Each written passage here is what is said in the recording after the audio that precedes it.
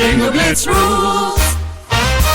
If your bingo has ads in it, That's not a bingo. if it doesn't have the coolest tournaments, mini games, and the most breathtaking design, Nope, not a bingo. if your bingo moment makes you feel so excited that you just want to burst in joy and scream out loud, bingo! Sorry, so you're playing... Bingo Blitz? Now that's a bingo. Go for a world of excitement with Bingo Blitz, the #1 free bingo game. Download Bingo Blitz and play for free. Now that's a bingo. Hi, I'm Jennifer, a co-founder of the Go Kid Go network. At Go Kid Go, putting kids first is at the heart of every show that we produce. That's why we're so excited to introduce a brand new show to our network called The Search for the Silver Lining, a fantasy adventure series about a spirited young girl named Isla who time travels to the mythical land of Camelot. During her journey, Isla meets new friends, including King Arthur and his Knights of the Round Table, and learns valuable life lessons with every quest, sword fight, and dragon ride. Positive and uplifting stories remind us all about the importance of kindness, friendship, honesty, and positivity. Join me and an all-star cast of actors including Liam Neeson, Emily Blunt, Kristen Bell, Chris Hemsworth, among many others, in welcoming the Search for the Silver Lining podcast to the Go Kid Go network by listening today. Look for the Search for the Silver Lining on Spotify, Apple, or wherever you get your podcasts.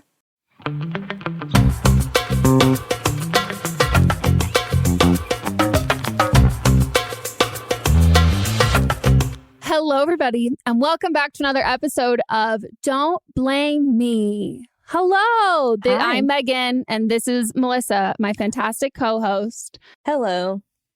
And this is an advice podcast where you call in, you leave us voicemails, and we, as two professional, unprofessional bitches with lots of opinions, tell you what we think you should do with your life.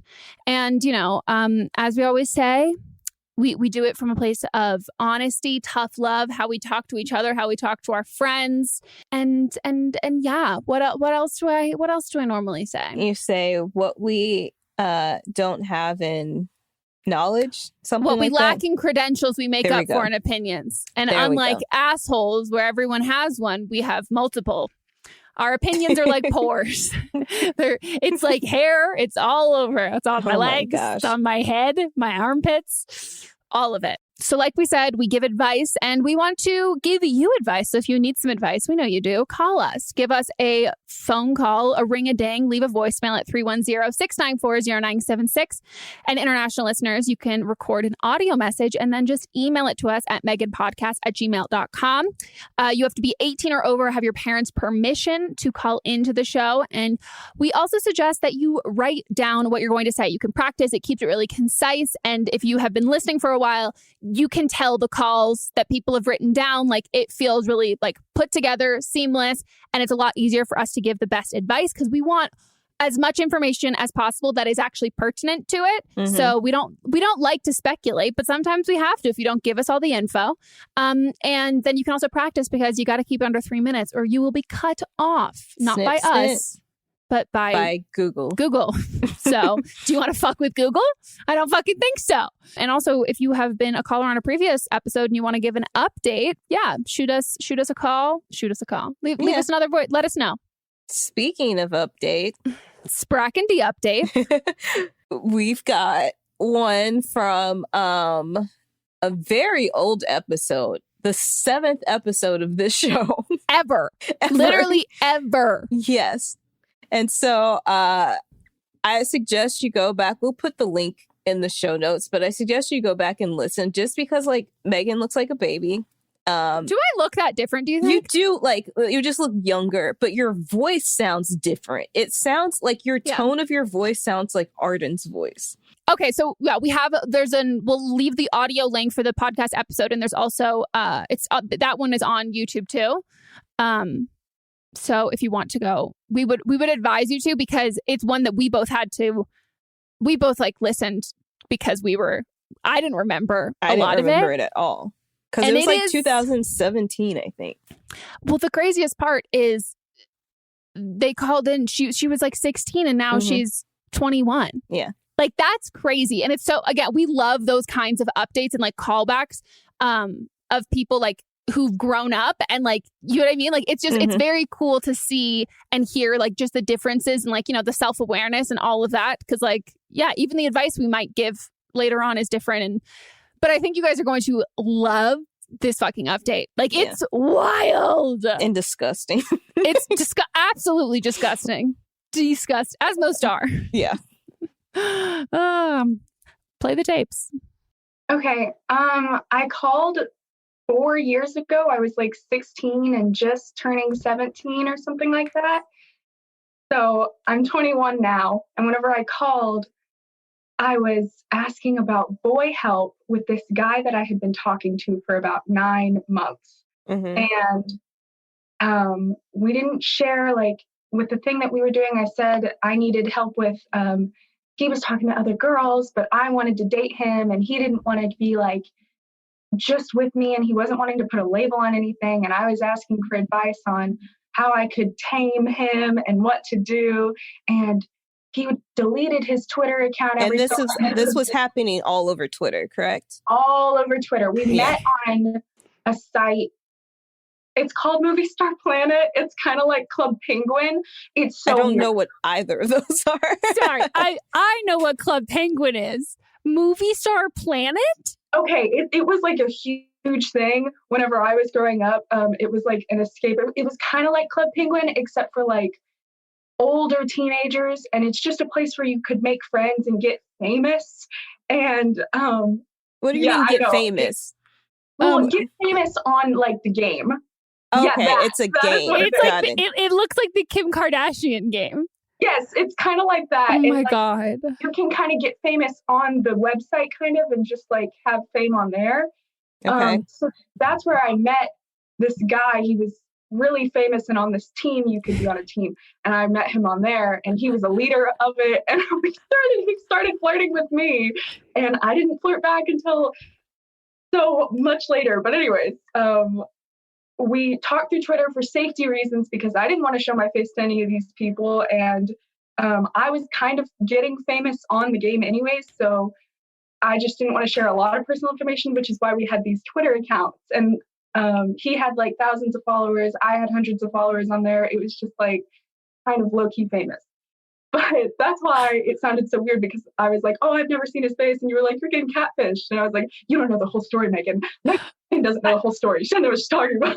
This is this is truly like beyond what I could even comprehend. Do you know what I like? It's like the fact that it is less crazy than I thought it was a catfish. Like this is so much more insane. I know. It's so dumb. It's so much more dumb. But oh my again, God. I was 16 and and this is what I was doing with my time. And then after that, I think like I was so done with him eventually. I was like, I'm not doing this anymore. You don't want to put a label on anything. This is dumb. And I quit the game. And whenever a whole bunch of other people quit the game too. Quit the game, stopped talking to him, got a real life boyfriend. And then 2 years after that, I had one of my friends from the game contact me. And she was like, you need to get on your old Twitter account right now. There's a bunch of stuff happening with Donnie, which was his name. It was his name. But for you guys listening. Wait, I'm sorry. For all the name, wait, is that the fake name that you're picking, or is that the fake name he chose for the game? That is the fake name that he chose to tell us who he was. Of all the names to pick, why Donnie? I was told to go back on Twitter and I needed to apparently answer a bunch of questions and I needed to be a part of this. So I got on and all my old friends that were on that game and the old teammates were like, hey, it recently came up that Donnie was a catfish and you talked to him, right? And I was like, yeah, I talked to Donnie. I was like, turns out Donnie was 6 other people that were the leaders of the same team that I was on. So Donnie was actually 6 different people, maybe 7, I'm unsure because there was one that was kind of iffy, but that person was pretending to be 6 different people that I was all friends with. I was all friends with all 6. They had the time to make all these different personalities for each person. They were all completely different personalities too. One of them was apparently French and she didn't speak good English. And one of them was like going to a boarding school in the UK and she had a special scholarship so she couldn't be online as often. And then one of them had a normal job in New York City. And then this guy was, I think Donnie said he was from a state that starts with an M that I can't pronounce, but that somewhere upstate. And, Massachusetts? Yeah, that one. Oh, Okay. And he just 6 different personalities, just all completely different. And whenever they asked me, like, what did you personally message with him? And I was like, well, I mean, we talked for 9 months, but like this charade had been going on. They were pretending to be 6 different people, tricking, thousands of followers that they had. They even have like a YouTube channel or whatever. And I think you can still like look at the videos on their YouTube channel, but thousands of followers pretending to be like 6 completely different people for like 7 years or more on this little game for preteens and teenagers. So, okay, so like it's like getting famous so that you could be like artsy or whatever. Maybe they were like a writer and it was like different characters they had created for a book or screenplay or something, and they were testing it out to see how the characters worked. And they were also unemployed. Yes, they had to be unemployed. They had to be unemployed. Okay. Well, they tested it out. Like the reason that we found out it was a catfish was because their accounts had been inactive for so long. So someone else that played the game, we don't know who it was, hacked into their accounts and got their emails and figured out that all 7 of the emails were the exact same email, and then tracked it down to Facebook and found out it was just some 35-year-old woman with 2 kids and a husband catfishing us for 7 years. I mean, I'll be honest, I am happy that it is a woman married with children versus like an old dude. But like still creepy though, because she was flirting with her and pretending like they were like dating or whatever, and then talking to other girls doing the same thing. Still fully creepy. Yeah. Still fully fucking creepy. Yeah. Yeah. And she had even, because she had sent sexual messages to many of the people she was talking to, one of which I know was a 14-year-old girl. Did you guys report this woman? We actually had to get a private investigator, and I didn't have any of the screenshots anymore because why would I want to keep that? That's gross. And I didn't think about it at the time. I was like, ew, I want to forget this. So I deleted all of them. But I had to send, a big long message of the things that we had talked about in length, which was, gross. But I mean, I was 17, but in Texas, that's technically the age of consent. Yeah. But like the 14-year-old and I even told Donnie at the time, I was like, hey, just so you know, this girl that you're talking to is 14 years old and underage. And he like would get all snippy with me and be like, I don't know why you're in my business and why you're telling me things that I don't care about. And I was like, I want to go to jail. That's your problem, but okay. Oh, wow. My God. So when did all this happen? When did it go down? So 2016 December was whenever I started talking to Donnie. And then we talked for 9 months. So then 2017, I stopped talking to him. Holy shit. So do you know what's happened to this woman? Like, has there been any like updates? I haven't heard any updates. I would go on that Twitter account and it was like X amount of years ago. So I was just kind of like over the whole thing because I was like, okay, I got catfished. I could have told you that. I want to be so done and far away from this situation that's gross. And it's embarrassing because it's like, yeah, I was 16 and stupid. But at the same time, who wants to say, ooh, I was catfished by like one person that was pretending to be 5 different people on an app like Club Penguin? I mean, to be fair, someone did message me like last year or 2 years ago, DM'd me and apologized because they used to catfish. I had 2 different people. Someone used to catfish as me on Club Penguin, and someone used to pretend to be my cousin. And the person who pretended to be my cousin pretended to be my cousin in real life too. And I was like, I mean, dude, I'll be fair. Like, I don't have a lot of cousins, so like, there's not really a lot of like, no one's really gonna correct you, so you're fine. But like, it happens to so many people, and like, especially when it becomes like those kinds of like, I think of like the Neopets friends that I had when I was a kid. I'm like, I'm sure they're all fucking probably like not who they said they were. But like, as technology gets like more advanced and like, you think of like, oh, people have boyfriends online and girlfriends online and all of that kind of stuff. Like, that's where it gets really messy.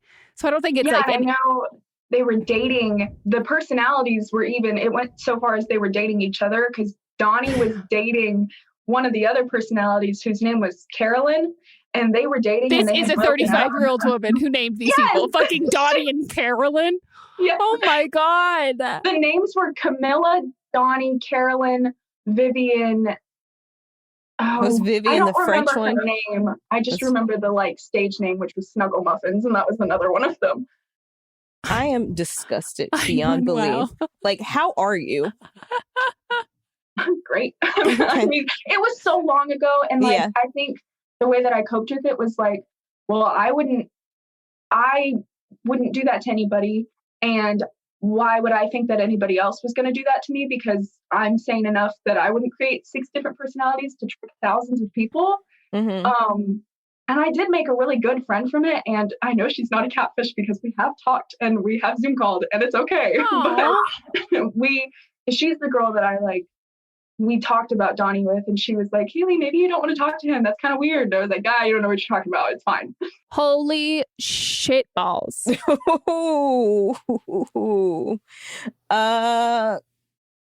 Yeah. I'm glad that she's doing okay. I honestly hope that no one was hurt from this, but like this was just like the tip of the iceberg. And I promise if she was doing this for 7 years, pretending to be 7 different people, and somebody got hurt during this, and I hope that they're okay now. And also, there's no way that this was the first time they've ever done anything like this, or the last. No. Like, as much as this is that took so much of their time to do all of this, I'm like, there's got to be some other shit or some other things that you're doing. So yeah, glad that she's like so removed from the situation and had the wherewithal to like be safe and protect her personal and private information, which is great. And PSA to like everybody in general, keep your information like private online with people that like you don't know and you haven't met. Like it is something that like is so crucial. And as somebody who grew up very much on like the internet, I was very careful. Like there were definitely like I had fanfic friends, like I had like that kind of stuff, but like nothing that ever surpassed like, again, like surface level friendship of like messaging on whatever platform, like never taking it off. And the only time that like I ever made like, again, internet friends was YouTube. And that's something that like you're seeing people, but like even then you really have to be careful and like vet all of that kind of stuff. And even when I was younger, like I was on the internet, I had friends, and like, but it was different because it took so long to send pictures that you couldn't send pictures. Like you could send them, but it would take like hours to download one picture. But there was one like quote unquote friend that like I shared my address with which I shouldn't have done, but like we exchanged pictures through the mail, and that could have been anyone. Like they could have sent me a picture of anyone, and I just don't know who they are. So, and if my parents found, I remember just like checking the mail to make sure I caught it before my parents did. But like, yeah, it's just like the internet it's a great place, but it's also a dangerous place, and just be careful because you never know who you're actually talking to. I mean, the show Catfish has taught us that. Yeah. Fuck. I got to catch up too. Cammie said the last couple of episodes have been crazy. Like I heard about them before, and she was like, you have to watch when they come out, and I haven't yet. But yeah. Fuck. But stay safe. And if you have like younger siblings or anything like that, like make sure you really, share that kind of like information with them on being safe in the internet and all of that. I'm fucking terrified of that with kids. Like, fuck that. That scares the shit out of me. Me too. Well, shit. Should we get into our calls? Let's do it. Call number 1. Hi, Megan and Melissa. I'm 24 years old and I'm an Aquarius, so hopefully that helps with anything. But I've been with my boyfriend for almost 4 years now. And at the beginning, our sex life was, good and like spontaneous. But I feel like over the years, maybe just because, we've gotten comfortable with each other and we don't live together. We both still live at home. We only ever hang out at his house. We can, have our alone time. But sometimes his parents are home, but I mean, that doesn't really stop us. But lately, within like the last few months, it's been really hard for him to keep it up or keep it hard. And most of the time, it's because when we do hang out, you know, we're drinking wine or we've been drinking all day or something like that. Not that we're like drink a lot or we're alcoholics or anything. Or he plays golf. So sometimes he'll be out playing golf all day. He won't have breakfast. He'll be drinking all day. And then by the time we hang out, he's just like exhausted. So he says that that's, you know, that contributes to that. Also, he was really, really fit when we first got together, and he's not anymore. He's definitely out of shape and he's gained a lot of weight, but that doesn't bother me at all. I still find him super attractive. I love him no matter what. But this has obviously affected our sex life. And the other night I started crying because I told him I think that it's me. I feel like it has something to do with me. And I feel like you're not attracted to me, you know, like why else wouldn't you be able to keep it up? And he assured me that it wasn't me. And he also mentioned that it has to do with his, you know, fitness. And he constantly says, I'm going to get healthier. But he never does. And I've even tried saying, you know, let's work out together. Let's start a fitness plan together. I'm pretty fit. I would say I go to the gym almost every single day and I eat pretty healthy. And he used to be a competitive bodybuilder, so he knows what he has to do. I just don't know how to get him to do it without me pushing him or without him thinking that I just don't want him to think that I don't find him attractive anymore. I don't want him to think that I'm pushing him for all the wrong reasons. I want him to get healthier, but I know that it's something that he kind of has to do on his own. So if you guys have any advice, I'd love to hear it. Thank you. We know how I feel about the word healthy. Yeah. Also, are you at a racetrack? Yeah, good God. Where the fuck are you? I know you said that it wasn't about his body, but that was what most of your call was about. Yeah.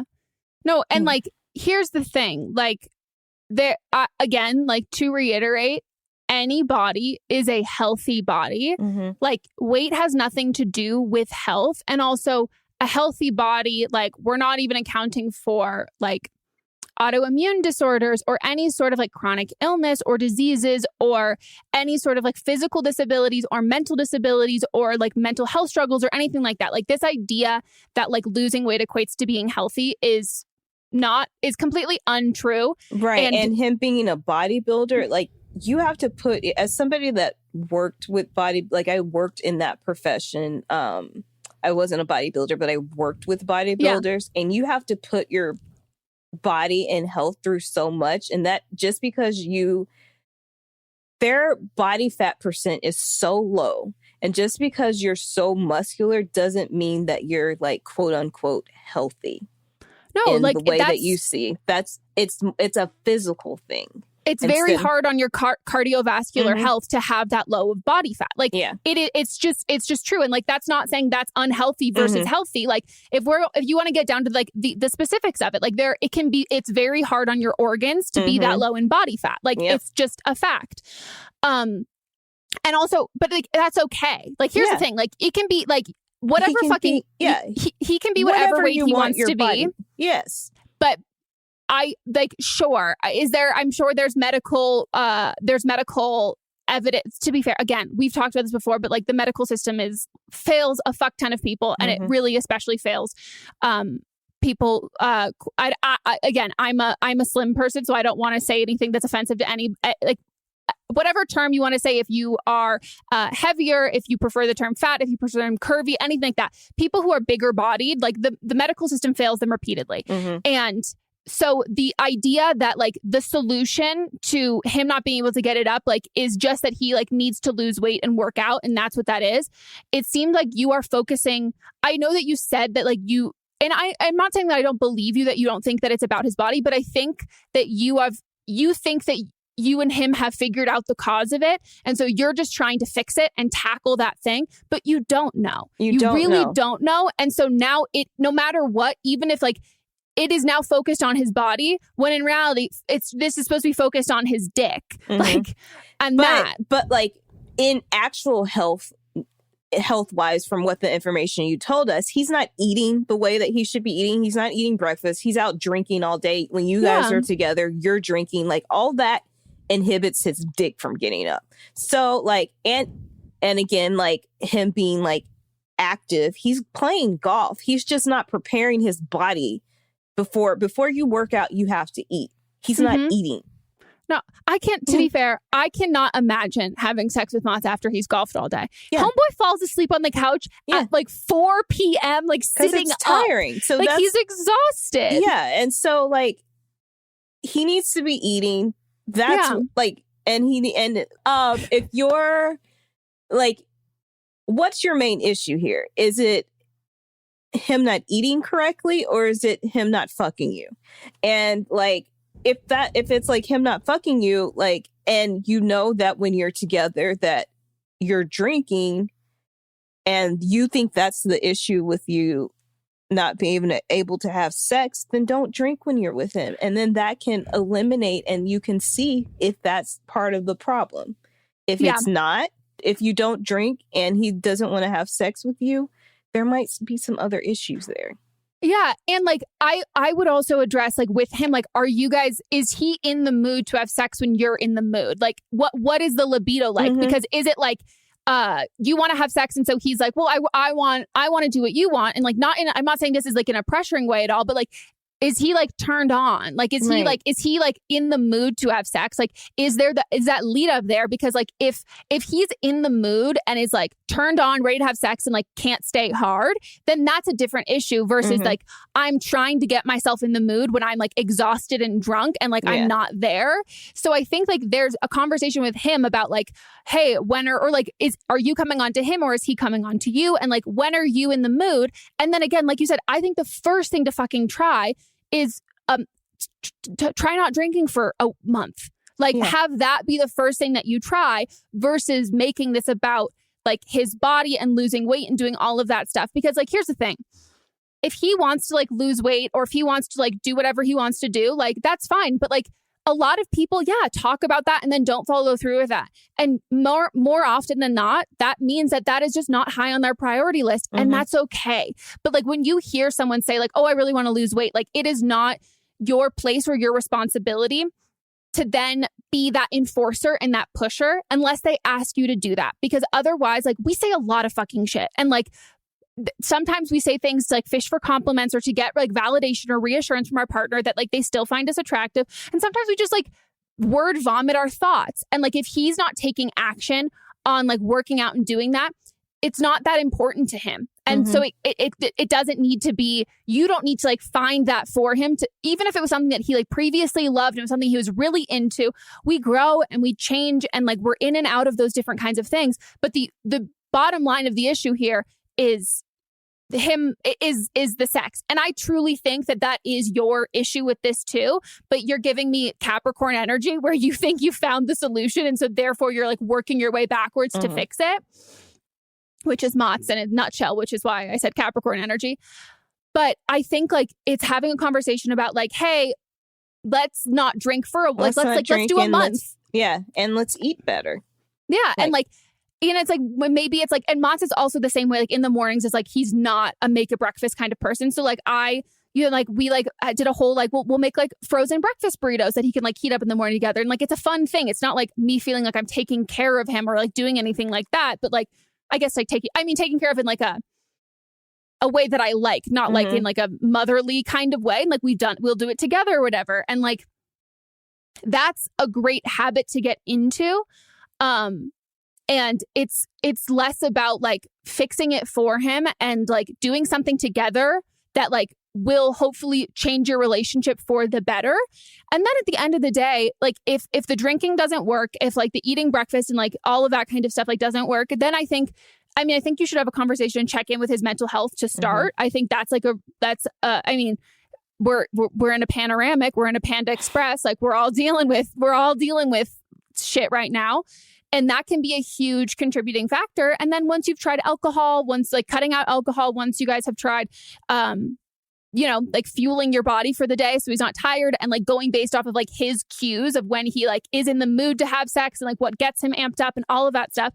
If it's still like not working, go to the doctor. Have him go to the doctor and talk to someone, because it is affecting your relationship. And as much as it might be a pride thing for him, it does affect you too. And if he decides he doesn't want to work on it, or is okay with that, like is okay with like not really having sex a lot or anything like that, and like doesn't really want to make a change, that's his right. And it's also your right to be like, that's not really what I'm into. So like, I would like to move on to a different relationship. Yeah. Like we can't force people to do or want something that we want. And it's hard when you've been in a relationship for like 4 years. Like when you said we used to have spontaneous sex, and I'm like, well, when you're in a relationship, sex isn't necessarily spontaneous, because like you've had sex before, like you know that you could have sex again. Like it's not like a surprise.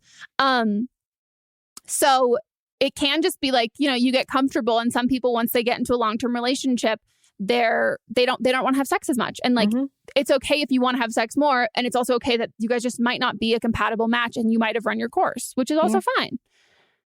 But yeah, he's got to eat, and you got drink less. Yeah. Drink more water. That's the thing that everybody says. All right. On to lemon the next water. Yeah. On to the next. Hi guys, I love the show. This is very long, so I'm going to jump right in. So my husband and I have been together for 6 years and married for 1. He's moved in with me about 6 months before we got married. He comes home from a family with a lot of drama. He is one of 4 sons and the only responsible one.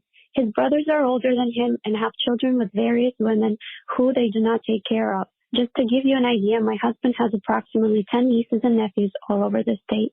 His 3 brothers all live with his mom currently. One of them doesn't even have a license or an ID because he says he doesn't know how to do it, and Ma doesn't want to help him. They don't work at all and still live with her. He is the only one who has a degree, a job, and was able to move out and build his own life. But his mother and brothers are constantly causing him stress, which has been causing problems in our relationship. My main problem is that his mother constantly calls him, staying at least 1 hour during the day and at least 1 hour at night, to the point where I don't remember the last time we had dinner or movie night without it being interrupted by her calls. The problem is that these phone calls are hard to ignore because there is always something happening. Either the police are at their house for some dumb shit that his brothers did, or a few weeks ago there was a fire in their home because somebody left the stove on all night.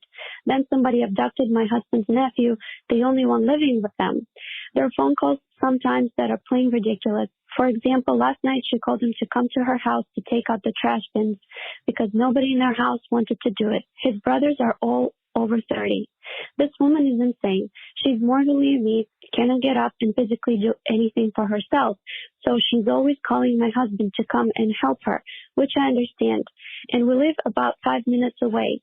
But it also doesn't help that there is 3 other grown men in that house who do not want to do anything for her. As a podcast network, our first priority has always been audio and the stories we're able to share with you. But at Realm, we also sell some pretty cool merch, and organizing that was made both possible and easy with Shopify. When you think about successful businesses like Aloe or Allbirds or Skims, an often overlooked secret is the business behind the business that makes selling and, for shoppers, buying simple. For millions of businesses, that business is Shopify. That's because nobody does selling better than Shopify. It's the home of the #1 checkout on the planet. And the not-so-secret secret that's definitely worth talking about is that ShopPay boosts conversions up to 50%. That's more happy customers and way more sales going. If you're hoping to grow your business, your commerce platform better be ready to sell wherever your customers are scrolling or strolling, on the web, in your store, in their feed, and everywhere in between. Businesses that sell more, sell on Shopify. Upgrade your business and get the same checkout we use with Shopify. Sign up for your $1 per month trial period at shopify.com/realm, all lowercase. Go to shopify.com/realm to upgrade your selling today. Shopify.com/realm.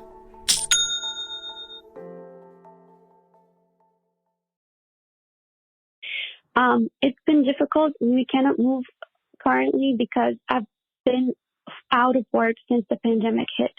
I love him and I'm proud of him for being able to get out of that situation and do well for himself, but it still keeps pulling him in. He understands there needs to be a boundary, but he's always afraid that something terrible is going to happen to his mother or his nephew. I know he relies on me as support, but it's been hard on me emotionally because I have a healthy relationship with both my parents and they also live in another country, so it's hard for me to understand this dynamic. How would I approach telling him the whole situation with his mother's phone calls? Because I don't want to come off as selfish and add to the stress he's already going through. Thank you. This is a lot. Yeah, to say the least. First, I'm just sorry that everybody involved is going through this situation. And I know that it's mentally and emotionally taxing on both you, and I'm sure even more so your husband. Yeah.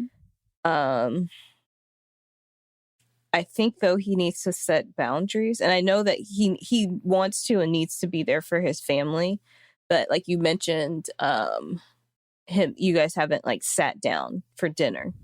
Yeah. So maybe like he like puts his phone, like he sets his phone to, because I mean, yes, there's like terrible things happening, like your nephew getting abducted, which is bananas, horrible, like bonkers, and like I can't fathom what that's going through. But maybe his mom has like a code word when there's like an actual emergency, as opposed to like taking out the trash. He has to sit down with his mom and just let her know that he can't do every little thing for her. Yeah. And during dinner time, when you guys know that you're sitting down for dinner, maybe he could just cut his phone off. Yeah. I think if he gives his mom like, hey, heads up, if there's an emergency, like, yeah, code word, like you can like maybe, and also maybe you guys like, I was gonna say like, yeah, code word, or you get like a landline or something that it's like, if there's an emergency between the hours of like, I don't know, like 6 and 6 p.m. from 6 p.m. on, if there's like an emergency, like you can call, or I'm like, this needs to be like something that is like an emergency, because like we do need to be able to spend time together. You said that you guys have been together you've been married for a year and you moved in together like 6 months before you got married. It was something like around there. So I will say, I think boundaries take a really long time to create. And right now he is still actively creating the boundary of moving out. That was the first boundary, was the physical distance and separation. And he only lives 5 minutes away. And that's hard, but like that also needs to be acknowledged, like, and you acknowledge it, but like that in itself is a boundary that he's made. And it takes a while, because it's him feeling, and I'm sure he feels like all of the shit that's happened in the last year and a half, I'm sure he feels a little bit, which he shouldn't feel, but like there might be a part of him that feels like responsible of like, I should still be there and I could have avoided these things. Like this wouldn't have happened if I was there. And so I'm sure he feels like kind of to need to stay connected, because to be fair, him leaving, shit has kind of hit the fan, and it is not his responsibility, but it's his family. And that's who he cares about and like who he loves. And if you don't come from a family with like excessive trauma or a lot of history, like I'm sure it can be very hard to like understand and relate to. And I think it's super valid if emotionally you can't be there for him in a way because you can't relate, and like it is a lot to put on you. And then that would be something to tell him, and be like, maybe like I just am not the right person to talk to, like because I don't have training in kind of like letting this go, because I'm invested in you and I'm invested in your family. And so I think you should talk to a professional about this kind of stuff where he can unload and they know how to help him and also process and deal with it and like set those boundaries, because they're not invested, but you are invested. And it's hard to help someone set boundaries when you are also in the situation, because like, yeah, it feels like more nuanced or whatever. But I think like having a conversation with him about, I understand the shit that's happening with your family, and I understand like you are you're such a good son. You're such a good brother and uncle. Like, you've been there for everybody and like you are doing so fantastic. And I don't want to discredit that at all. I just would love if we can come up with a way that we're still able to have like our like alone time. And maybe it starts with just date night once a week. Like, there's just one night a week where it's like, we're going to watch a movie and we're going to cook dinner and this is going to be that. And like, you tell the family far enough in advance and all of that kind of stuff. So it doesn't feel like for him, he's kind of just like without a life jacket. Cause like, I think he feels a lot of like responsibility.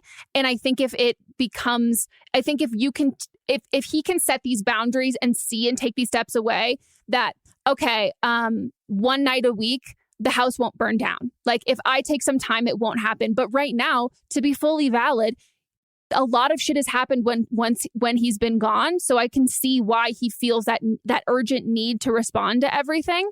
But you can't force anyone to create boundaries they like don't want to create. But I would really encourage not only like setting like a specific time for you guys to have one-on-one time, like once a week, just as like a base to start. I would suggest couples therapy because it is affecting your relationship, and couples therapy isn't always about issues that are happening with the couple. It can be these like third party things that are affecting your relationship, and a therapist will be able to help you help each other. And I mean, as someone who's been in couples therapy, like it can be a lot easier to be open and honest when a third party is in the room and a professional, because, you know, sometimes we say the wrong thing and like, we don't want to be responsible for that, but like there's someone there to kind of guide those conversations and like help you reach a point where you're both like agreeing or you're both understanding and like hearing each other more. Especially because your marriage is so new. Yeah, I just think that like this can be, and it's also good to know that like maybe this is not a boundary he wants, like maybe this is like what he's comfortable with, and it might not be what you're comfortable with, but maybe like maybe being able to talk to someone and figure that out. I think you'll both save each other a lot of time, because you obviously don't want to hurt him or like say anything insensitive. But you also have to prioritize like how you feel and like your own emotions through all of this with understanding what he's going through. And I think you guys just need to communicate more. And if you're not comfortable communicating with him like directly, I mean, regardless, I think I would try couples therapy to figure this out. But it's fucking rough. Fucking rough. Ugh. Okay, guys, we're going to take a quick break and we will be right back.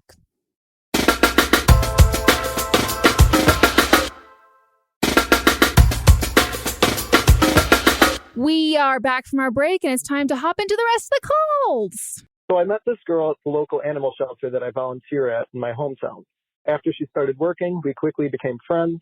And one day she was talking to me, and she brought up that she once had an audition for a very popular TV show about a few years back, and ended up getting a call back for a second audition, but was too nervous and never went. I then talked her into getting another audition because it was a big opportunity and she shouldn't have passed it up. About a month later, she tells me that she got the audition and got the part playing a main character's partner for multiple episodes in the final season. What's up, everyone? It's Noah Daniels. Hey, y'all. I'm JJ. Hey, guys. It's Kat. And we're your hosts of the Real Hauntings podcast, where we bring on guests who share their first-hand encounter ghost stories and supernatural experiences. Now on to the trailer. I've been warned to not tell this story, but I think because of the way it ends, it's okay to tell this story, because some people say that with certain entities, to like speak of them or talk about them or in any way like portray them as powerful will attract them to other people. The creepiest thing about it to me is a lot of times it would wait for me to notice it. Like it would just lay its arm out like this, and then I'd be like, where is it? Where is it? And then I'd see it, and then it would just slither back. For more information on the Real Hauntings, Real Ghost Stories podcast, make sure you check out real.fm to learn more about our podcast and many other amazing podcasts. Then quarantine hit, and we hadn't seen each other since March, but I always texted her asking to see how she is. I have also been supporting her, asking questions, and trying to get to know more about her job in the entertainment world. since it interested me so much.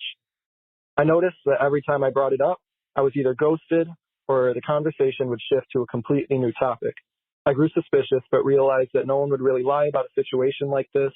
And now that the final season is finally airing, I was super excited to see her on the big screen. I hung out with her earlier today, and she informed me that she was given a separate opportunity to work on an album with a big music artist. She explained how she pulled out of the series and decided to work with the artist instead.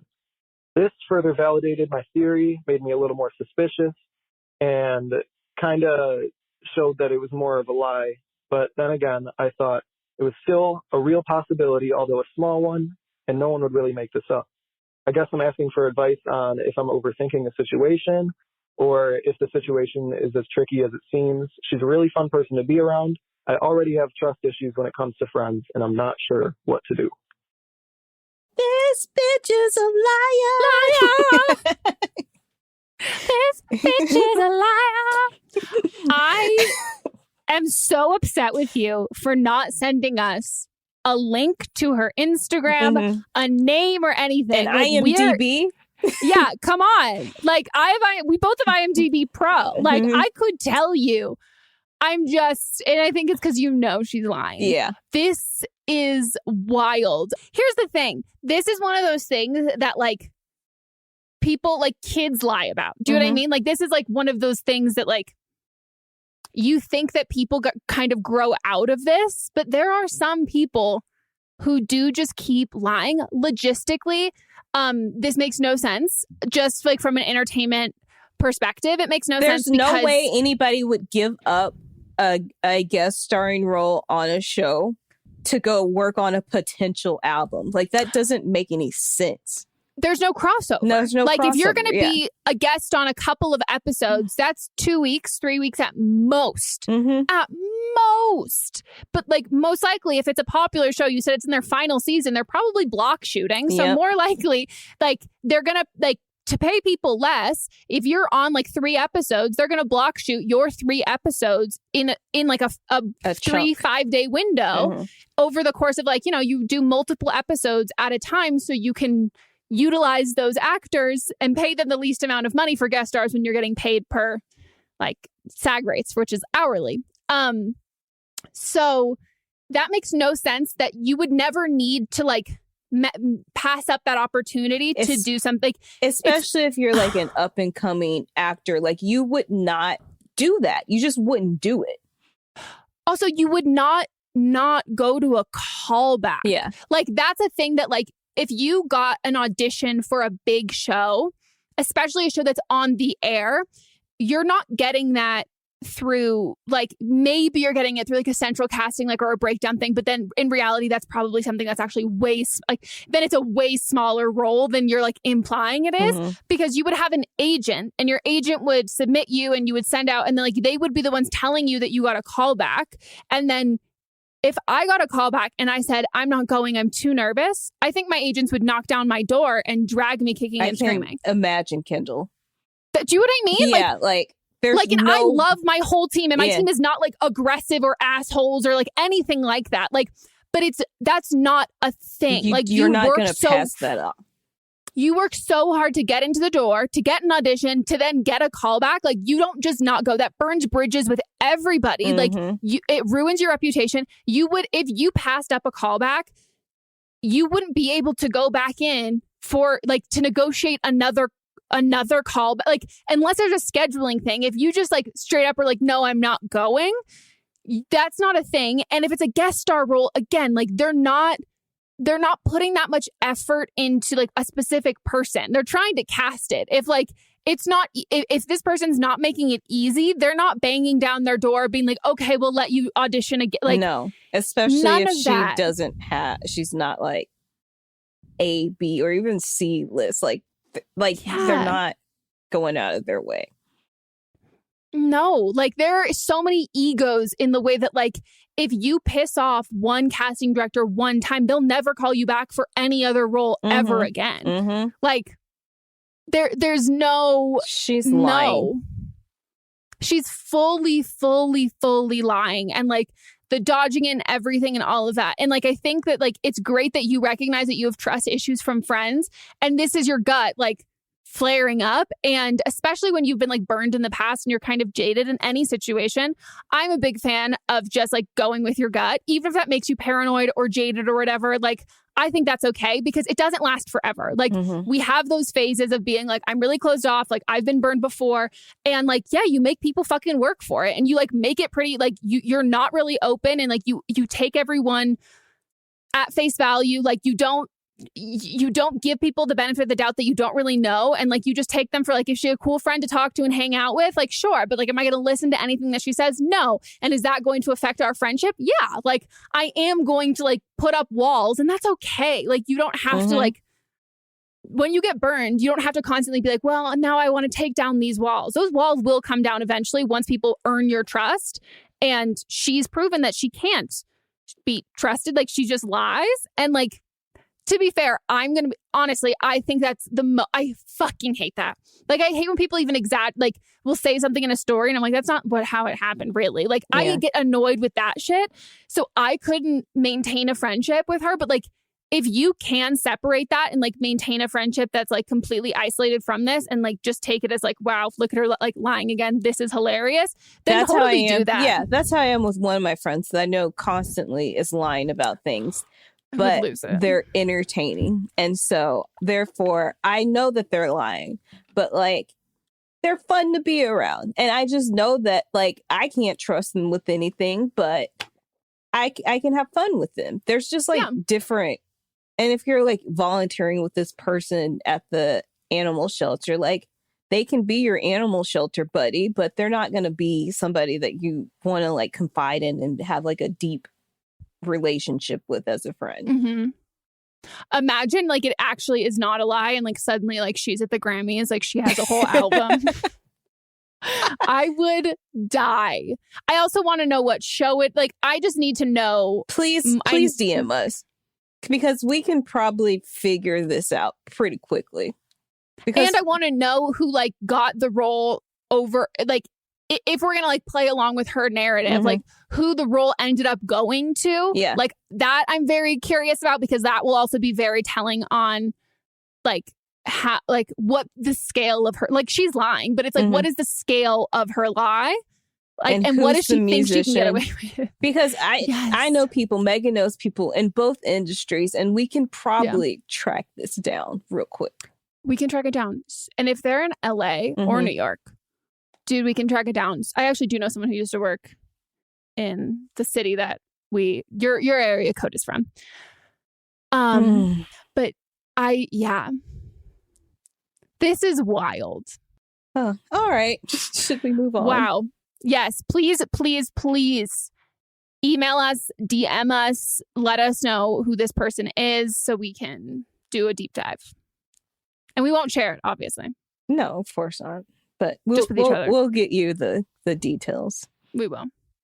Hi, Megan. Hi, Melissa. I hope you're doing very well. So my issue is about the apartment that I live in. I live alone in my own apartment that I bought, and it's great. And I actually used to live on the ground floor, but now I live on the second floor. Anyway, so my little problem is that the couple living above me are so loud. I'm not just talking, like when they have sex, they're loud, but that's fine. I don't mind. They don't have sex that much. Anyway, to the point. When they're just walking around, it feels like my ceiling is falling down. They are the loudest people I have ever encountered in my life. As I said, I used to live on the ground floor, so I've had people like above me before, and I've never heard them. They never made a sound. But now that I moved up and I'm living below these new people, I'm just in awe. Like, they're so loud. And during the day, I can live with that. It's fine. But at night, really late at night, I get really bad anxiety about it. And the worst thing is that I can't fall asleep. And if I do fall asleep, then they wake me up and I'm like in shock because it sounds like they're throwing their furniture around or they're just like jumping around and the building is falling together. Like, it's so uncomfortable. and I just don't get any sleep. And I don't know why they're not sleeping, but I don't know what to do about it. Can I actually knock on their door and be like, when you walk around, you're being very loud? Is that fair for me to do? So I would love some advice on this. Yeah, that was it. Thank you very much, and bye. It's like Lily. Yeah, I was gonna say maybe we should call Lily, just like phone a friend. Oh, I mean, here's the thing. I don't know if you live alone. It sounds like you do, but I think writing a note is, I mean, we're in a pandemic. I don't know where you're located. But writing a note, I think, is the first step versus going up and talking to them face to face if you are alone, because that's the part of like safety kind of stuff. Like, you know, I'm a confrontational person, you know, aggressive, all of that kind of stuff. But when you do live alone, you do have to be kind of wary and careful of pissing people off who know where you live, which is like a dark thing to kind of say. But I would start with like leaving a note. And like, if you want to be like a really like petty kiss ass, like leave a note. And I don't know how long you've lived there or like when they moved in or anything, but like if it's not too weird, like leave a note and like, hi, I'm your neighbor. Like I live downstairs. Like here's a bottle of wine, or like here's like some like cookies or whatever. I just like, you know, we're in a pandemic, so I can't like come and introduce myself. I just want to say that like I have noticed that things like are like, it is pretty loud. I did used to live on like the first floor, and when I lived there, like I didn't really notice like a huge amount of like an out of control amount of noise, or find a nicer way to say that. Like, yeah, I wouldn't an exorbitant amount of noise. I wouldn't even like, go into detail like that. Just like leave like a ball of wine, not cookies, because then they might not trust you. Yeah, leave a seal, something sealed. Yeah, and just say something like, hey, like start out how you were saying, but not go into the details about like when I lived on the bottom floor. Yeah, you're right. Yeah. Have that be if they like dispute like, oh, this is just what neighbors are like. But then yeah, just say like, it's been pretty like noisy at night, and like during the day I totally get it. Like we're working from home, like I make noise during the day and all of that stuff, but it has been pretty hard to sleep. Like I would like if we could like make sure that like we're having like quiet hours, or like past like 7 p.m. or something like that, like would be great. So like I can actually like sleep through the night. Like really appreciate it. Welcome to the building. Happy to be here or whatever. And then if that doesn't work, then I take it to the building manager or the landlord or whoever and complain about it.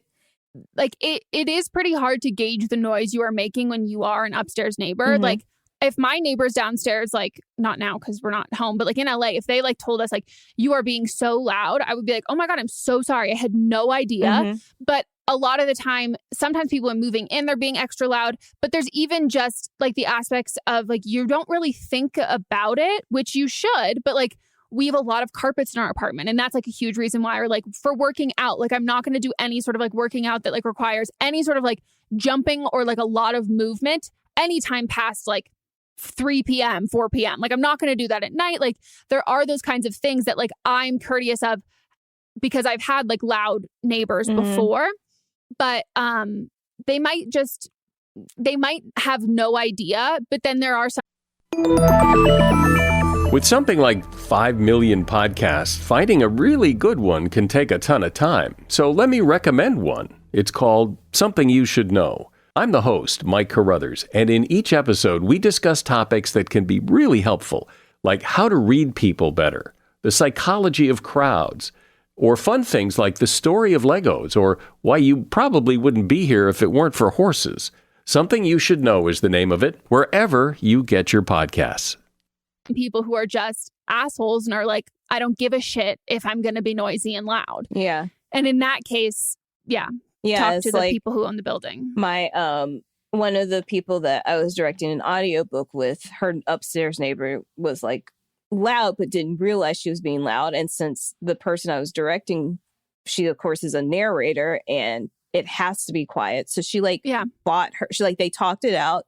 It wasn't a big deal. They didn't realize that they were being loud, and like this was because this was like an occupational thing for you. It's not really, but she bought her a rug to put underneath so that it's absorbing some of the sound. So if they're decent people, then they will be decent about it. And if they're not, then that's when you escalate it, I think. Oh, but I mean, hey, power move above them. She just keeps moving up. Yeah, just say, can I have the top floor? Thank you. Oh, but I'm so sorry. That's infuriating. And if you are still in a country that is, because I mean, who is not in pretty much lockdown at this point? Australia, yeah. But some parts of Australia are not doing so hot. But yeah, depending on where you are, like if you are also still like working from home, like isolating, lockdown, all of that shit, that's going to drive you insane so fast. It's going to be like the telltale heart. You're like, you're going to rip your ears out. Yeah.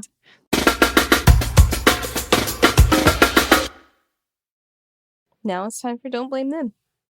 Yahoo! So this is the part of our show where one of our listeners calls in with their own advice and experience relating to a call from a previous episode. So what do we have?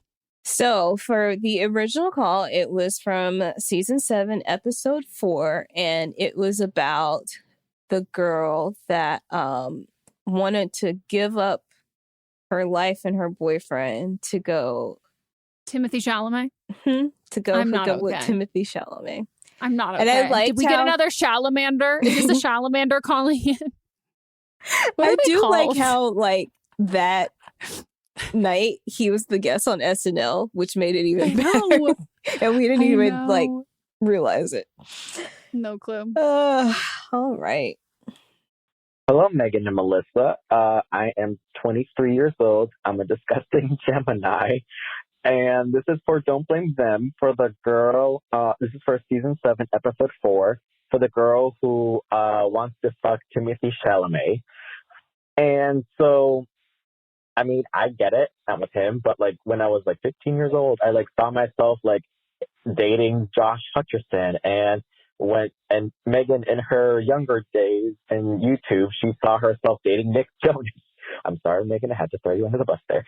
And even like, there was even a whole Family Guy episode. I can't believe I'm bringing Family Guy to an advice, where Lois kept screaming someone else's name instead of Peter's name when they were doing the nasty. Ew, gross. But recently I saw a TikTok on this girl. She like asked her therapist if it was normal to like have like this weird love and attraction for unattainable people. Like she had an unattainable crush on a celebrity and anime characters, which, I mean, girl, me too. But, and her therapist says, just like you guys said, that it is a safe space in your head, and in your head there's like no fear and all that. And it's also a sign of fear in the real world, for like, you are scared of being rejected. You are scared of what other people think about you. Even like if you're in a relationship right now, it can be a little bit damaging. You just have to like find like a good balance into it, if that makes sense. And I even talked about it with my therapist, and I was like, do you think that has anything to do with me being emotionally damaged? And she was like, oh my God, yes it does. Which I was a little offended when she said that, but like, I mean, it's true. Like, it's a safe space in your head. So basically, you just have to, like Megan and Melissa said, just kind of figure yourself out, be by yourself. Why do you have this? And also just think, why do you have this like obsession with Timothy Chalamet? So yeah, just, I mean, be by yourself for a while, or as long as you need to. And also maybe just talk to someone professional to make yourself like love yourself and all that. Out of time. Thank you. Bye. Yeah, I'm glad that he talked to his therapist about it and saw on TikTok that we like were right. I know. It is validating when not only TikTok says we're right, but like like TikTok therapists say we're right, but like also real like therapists like in person. That's really nice. I also love the self-awareness of I am a disgusting. Love the energy throughout the whole call. Well, do you know specific? I mean, not to get all astrology on you, but we do get along with Geminis. Okay. That is a sign that we get along with. Who do we know IRL that's a Gemini? Who do I know? One of my, you don't know her, but one of my like childhood friends. She's a Gemini. Okay. The reaction we got from this call, like a lot of people, it was very split. Like a lot of people were like, I fully get it. And a lot of other people were like, I get it. But like Timothy doesn't. Like that was a funny thing. But I do think I think it's, again, like it's a very, very, very, very, very common. I just don't know if anyone has like a fully fledged like plan the way that like, you know what I mean? Yeah. Like, can you guys help? Yeah. Well, that is it for our episode, everyone. We hope you enjoyed. If you did, leave us a cheeky little review on the Apple Podcast app. We love to read the nice reviews. It does balance out the angry anti-vaxxers, racists, and Republicans who are upset that we are not tolerant and accepting of their bigotry. So we love a good review. If you want to call in for an upcoming episode or you have an update for us, give us a call at 310-694-0976. And international listeners, you can send us an audio message at meghanpodcast@gmail.com. Check out our Patreon if you want to watch the videos or just support our show. It is incredibly helpful for us because, you know, unlike Call Her Daddy, we did not get $1 million contracts. I don't know who would have paid us $1 million. I would have had to pay you $1 million. You would have had to pay me because there's not really. We don't have a bar stool. So if you want to help us continue to do this show, we really appreciate that. We have a $1 tier where you can just see all of the videos, literally $1 a month to see every video version of the podcast, which is great for our facial expressions. And then we have a $5 tier where we do live streams twice a month. They're really fun. Especially in the pandemic, being able to just like do a Zoom and it's literally like just us hanging out. And it's a really great way to like join the community and like become friends with people who are also in the community. And it's fantastic and great. And we love it. Also follow us over on Instagram. We have our own individuals, which are always listed down below, as well as the podcast. Don't Blah Meme Pod. And anything else? That's it. Anything you want to promote? I have 2 new shows that I executive produce called, one's called Queer Tea, which is a queer pop culture show. And then the other one is called LGBTQ Nation, which is a queer news show. So one's comedy, one's news, and they like air 2 days after they're recorded. So they're very fresh. Get your news, then get your giggles. Yeah. Buy my presets, buy my book.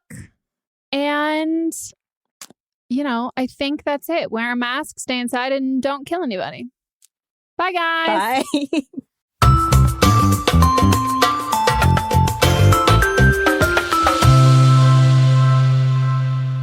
Don't Blame Me is a production by me, executive produced by Melisa D. Monts, edited by Katrina Henning, and music by Ryan Hunter and Giacomo Picasso.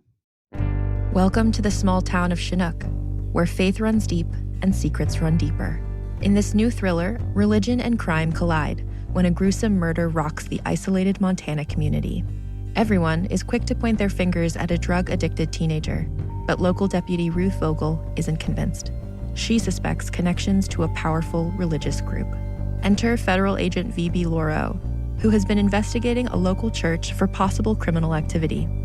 The pair form an unlikely partnership to catch the killer, unearthing secrets that leave Ruth torn between her duty to the law, her religious convictions, and her very own family. But something more sinister than murder is afoot, and someone is watching Ruth. Chinook, starring Kelly Marie Tran and Sanaa Lathan. Listen to Chinook wherever you get your podcasts.